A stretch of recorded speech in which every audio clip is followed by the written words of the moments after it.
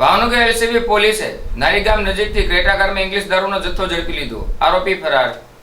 ભાવનગર શહેરમાં ઘૂસડવામાં આવતા ભારતીય બનાવટના વિદેશી દારૂની બોટલો નંગ 2016 કિંમત રૂપિયા 1,61,280 સહિત કુલ કિંમત રૂપિયા 8,61,280નો મુદ્દામાલ એલસીબી પોલીસે ઝડપી લીધો હતો.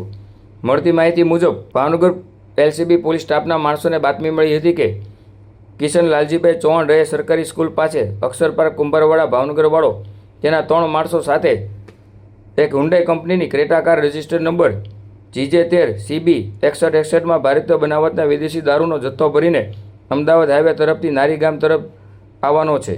જેથી બાતમીવાળી જગ્યાએ વોચમાં રહેતા કાર ચાલકે કાર નારીગામ જવાના સર્વિસ રોડ ઉપર થઈ નારી તળાવ તરફથી અક્ષરપાર્ક તરફ જવાના કાચા રસ્તે આવેલ અને મેલનીમાના મંદિર પાસે મૂકીને નાસી ગયો હતો.